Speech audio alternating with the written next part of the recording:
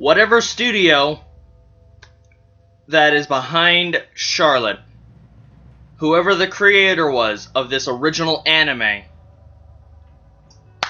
you deserve so much fucking respect. This episode was absolutely amazing. It seriously was.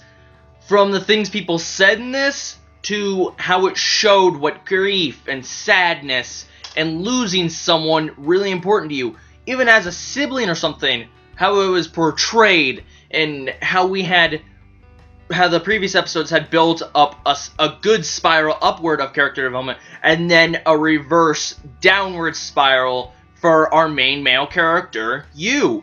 I really have to applaud you. This episode, it made me feel sorry for you. I cried at the beginning because Ayumi, it's sad to see she's dead, though I'm hearing theories and everything, but I don't bother to listen to them right now. And then, so we have Ayumi's death. I feel sorry for you. I got scared of you because as he progressed downward the spiral and everything, he got more and more and more frightful. Because he was beating he went from just being boring and all that, where you're like, well, alright, he's still grieving and all that. I feel sorry for him. He tried running away from the pain. He ran away from his apartment and all that.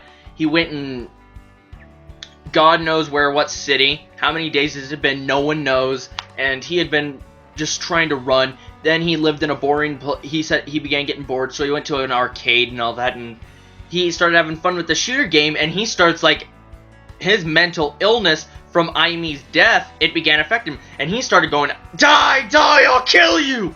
And you can see he has a lot of anger and rage, and to kill something was relieving him, and he was having more fun. His mental illness was affecting him a lot.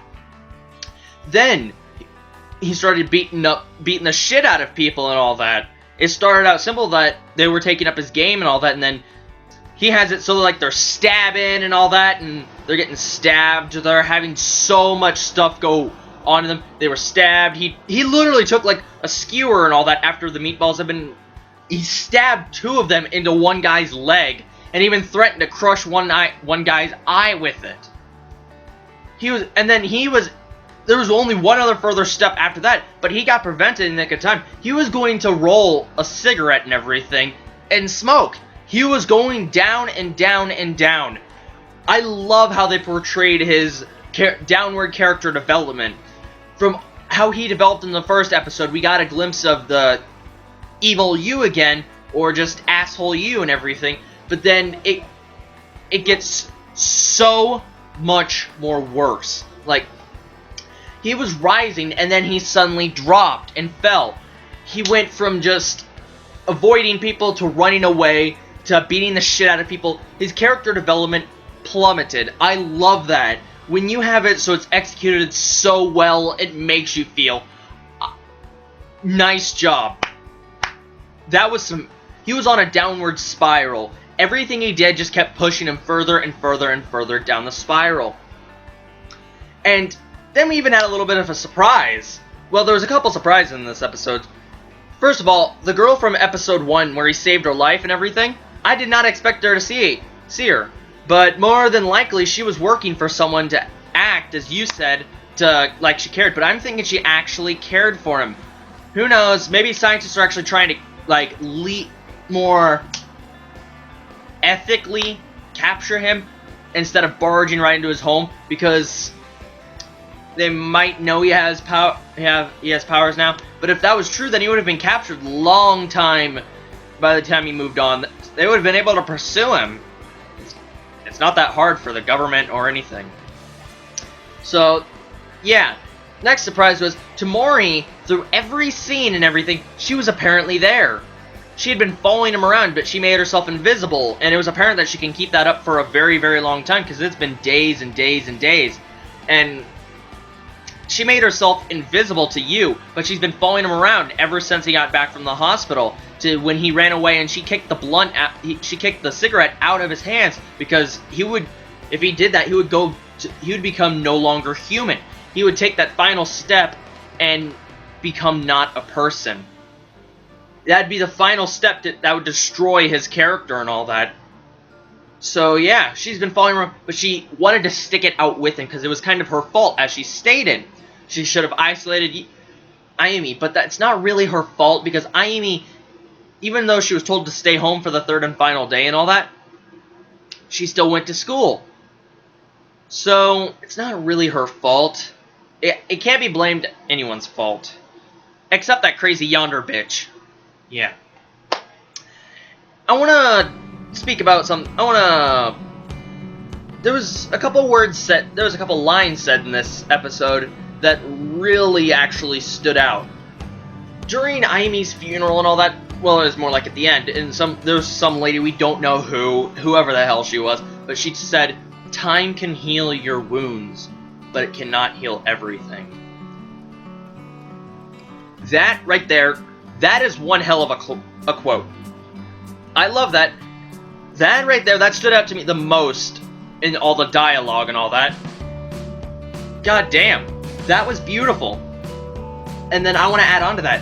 Time can't heal every wound, but friends and other people can. So while time may be able to heal some wounds, you have to still be around and be with others to heal those final wounds etched deep into your heart. That's how it is. So yeah, there was that. And Yu was using his power all willy-nilly again. He beat the shit out of so many people. Well, so many gangsters. Surprised their shorts weren't hanging and all that. What a great episode. I'm still very, very sad that Ayumi has passed on, but I've heard theories that there might be a time travel ability. Who knows? If we can bring Ayumi back, I would be very glad, but if that were to happen, there would most likely be consequences to that, and if that is true, I'm more fearful of the consequences than of what is happening now. I did like how Yu was able to...